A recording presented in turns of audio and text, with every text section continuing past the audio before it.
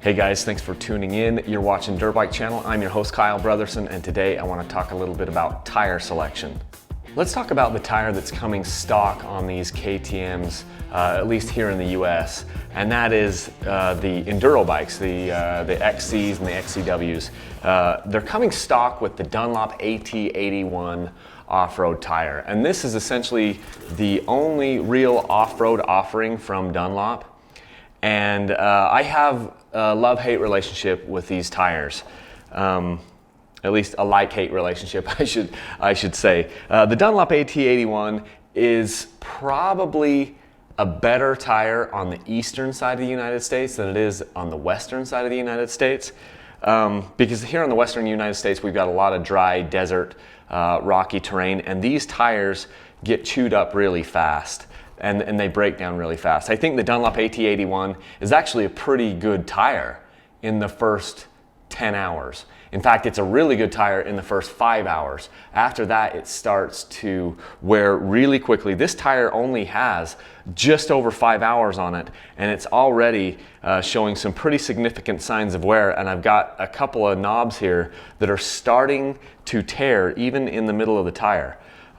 It's just, I've got such rocky and harsh terrain around here, it just eats these things up. So I honestly don't like to run this tire any more than about 15 hours. In fact, I'd rather change it at about 10 over to something that's going to wear a little bit longer. So the Dunlop AT81, really good to start with, but here in the western United States, not really good for long term. It doesn't last real long.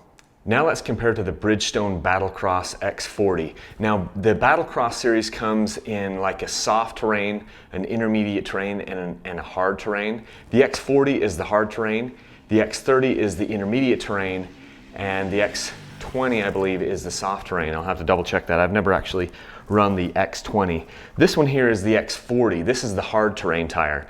And this tire has just over 10 hours on it. So it's got twice the time as the Dunlop tire, and it's showing almost the exact same amount of wear. And so this is a tire that kind of gives you, in my opinion, gives you just as good a performance, even when it's new, as the Dunlop AT81, but it lasts longer. The X30s, the intermediate terrain, and the X40s, they tend to last. I can get like double the life out of this Bridgestone Battlecross tire as I do out of the Dunlop tire. So I don't know. It's a tire that is working really well for me. The front tires also are good. I kind of like to run. It's nice if you can run a mated tire, like put the Battlecross on the back and the Battlecross on the front.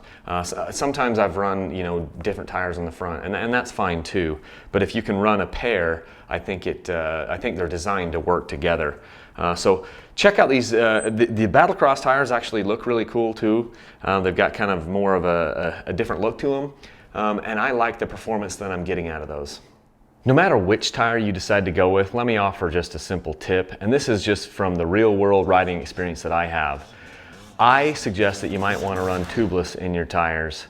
Change them over to tubeless because it's going to allow you to get the most performance out of that tire, in my opinion, because you won't have to run too high of a pressure. When you've got tubeless, you can take this Bridgestone tire and this Dunlop tire and run them at a lower pressure than you otherwise could. You could run it anywhere from 5 to 10 psi, which will give you better traction, and that tire is going to perform better and better. And so the tubeless gives you a little bit more flexibility and gives you more performance out of said tire, whatever it is. So take that for what it's worth. That's something that I've been doing for the last couple of years with really, really great results, and I don't want to go back to tubes. I have some bikes. I obviously have review bikes coming through here all the time, and I don't put tubeless on every one of them, and I kind of wish that I did, but it's expensive and it's time consuming, it's all those things, and I already lose so much money on those bikes anyway. So I have to kind of manage the bleeding a little bit there. Guys constantly ask me what are the mods that you should do to your bike, and basically at this point I think there's probably only about one modification that I think I would put on any bike that is mine, and that is tubeless. Because it's so rocky out here and I'm hitting stuff as hard as I can, I've pinched the tube inside of that tire and ruined the tube. But tubeless is a fantastic mod, and it will make your tires, any of them, run better. Obviously you could run moose bibs or something like that. I just hate flats, and tubeless gives me the flexibility to run exactly the pressure that I want without having to worry about, getting a pinch flat on a tube. So anyway, thanks for watching, guys, and see you on the next video. Hey guys, if you didn't already know, Patreon is the best way to support Dirt Bike Channel. We've got some really cool rewards over there, so click on the link up here that you see to become a patron. That'll take you directly to our site, and you can check everything out.